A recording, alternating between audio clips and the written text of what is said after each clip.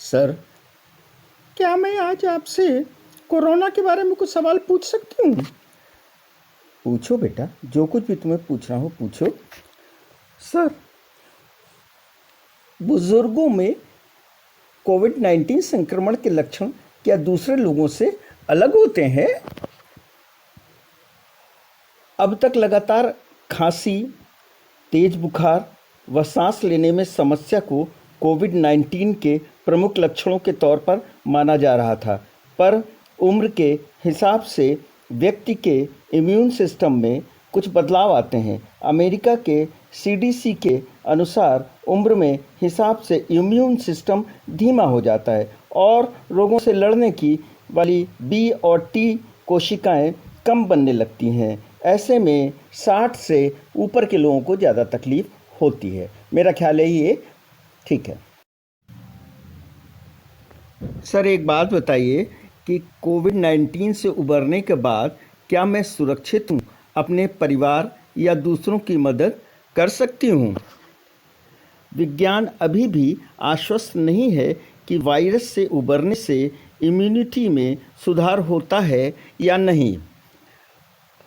Japan, चीन व दक्षिण कोरिया में ऐसे मामले सामने आए हैं जहां ठीक हो चुके कुछ लोगों को दोबारा अस्पताल में भर्ती कराया गया था, लेकिन यह स्पष्ट नहीं है कि वे वास्तव में दोबारा संक्रमित हुए थे या आखिर में हुए थे।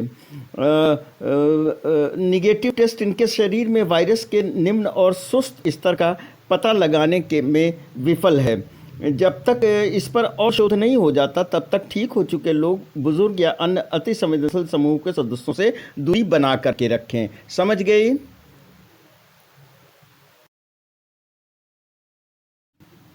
सर, एक बात बताइए कि क्या बाहर से आकर हर बार कपड़ों को बदलना बहुत ज़रूरी है? ये इस पर निर्भर करता है कि आप कहाँ जाते हैं और कैसे लोगों के संपर्क में आते हैं, लेकिन ऐसा भी नहीं है कि आप किराने की दुकान से घर लौटने के बाद अपनी शर्ट नहीं बदलेंगे तो बीमार हो जाएंगे। यह कहना है नॉर्थ वेस्टर्न मेडिसिन के infectious disease specialist doctor Irfan हाफिज़ का। हाँ, आप किसी ऐसे व्यक्ति की देखभाल कर रहे हैं जो बीमार है तो आपको अपनी हाइजीन को लेकर के सावधान रहना चाहिए, या फिर सार्वजनिक वाहन का इस्तेमाल करते हैं तो फिर कपड़ों को धोना ज़रूरी हो जाता है। अब ये समझो कि ये सब जो है बहुत सामान्य सी ऐसी चीज़ें हैं जिनके बारे में ध्यान रखना अति आवश्यक है और ये फ़ायदेमंद है। Thank you very much sir, I will take care.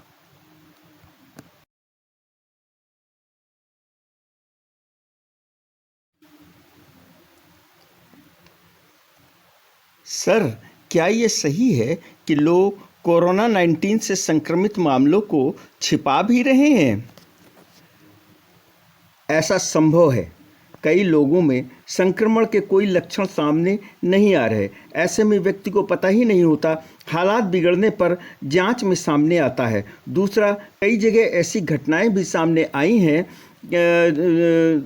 जहां कोरोना का कोई मरीज मिलने पर लोगों का व्यवहार अच्छा नहीं रहा। इस बात से डर के लोग अपने घर से अलग रहने का निर्णय ले सकते हैं। कारण चाहे जो भी हो, यह बात तय है कि बहुत सारे लोगों ने अपने संक्रमण को छिपाया, जिसकी वजह से उनके परिजनों, करीबियों और दूसरे लोगों को भी नुकसान हुआ है। तुम लोग इस बात से ध्यान रखो कि जिसको भी कोरोना हो गया है वो आदमी सहायता के योग्य है, ना कि गुस्से के योग्य। इस बात का तुम लोग ख्याल रखना। सर नमस्कार, आज मैं एक सवाल आपसे पूछना चाहता हूँ, क्या मैं पूछ सकता हूँ? हाँ, पूछो ना। सर, रेड जोन का अर्थ क्या है और ये कैसे तय किया जाता है? Very good. देखो, ऐसा है कि रेड जोन सियासे उन क्षेत्रों से है जहां बड़े स्तर पर कोरोना के मामले आ रहे हैं, जैसे महाराष्ट्र में मुंबई और पुणे, दिल्ली और मध्य प्रदेश में इंदौर। इसके अलावा वे जिले जहां से पूरे राज्य के 80% या उससे ज़्यादा मामले सामने आ रहे हैं, वे जिले जहां 4 दिन में मामले दोगुने हो रहे हैं। अभी भारत के काफ़ी ज़िले जो है वो ग्रीन जोन और ऑरेंज जोन में है, और ये भी बड़ी खुशी की बात है कि धीरे धीरे ऑरेंज जोन से ग्रीन जोन में आने वाले ज़िलों की संख्या बढ़ रही है। मेरा ख्याल है तुम लोगों ने अच्छी तरीके से समझ लिया है कि कोरोना क्या है।